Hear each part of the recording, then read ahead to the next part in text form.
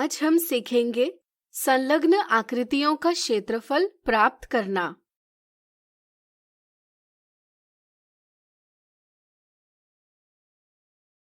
बंद आकृतियों यानी क्लोज्ड फिगर्स द्वारा घेरे गए तल के परिमाण को उसका क्षेत्रफल यानी एरिया कहते हैं।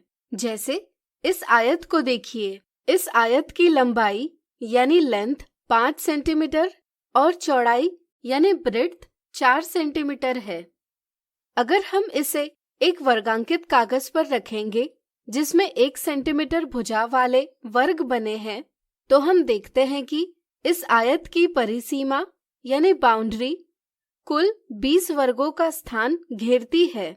हम कहते हैं कि आयत का क्षेत्रफल 20 वर्ग सेंटीमीटर है, जिसे हम इस प्रकार दर्शाते हैं।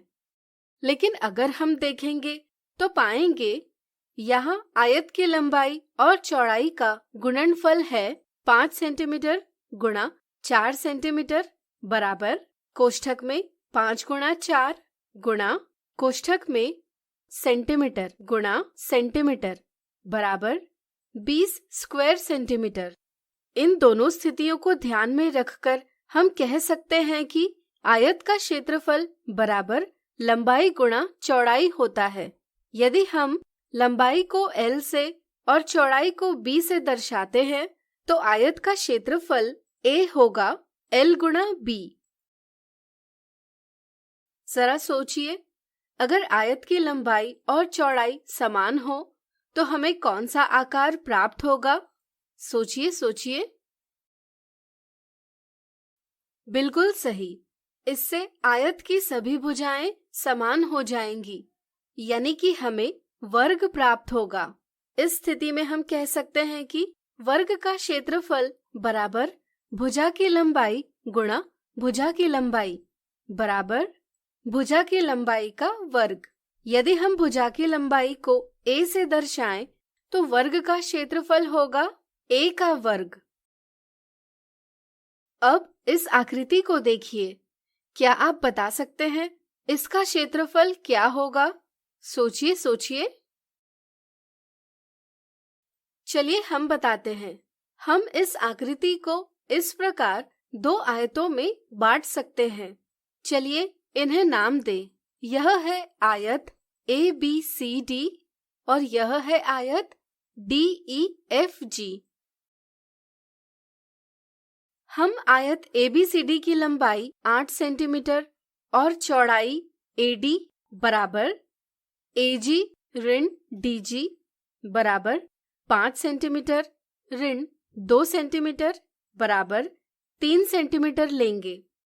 इसी तरह आयत DEFG की लंबाई 3 सेंटीमीटर है और चौड़ाई 2 सेंटीमीटर है।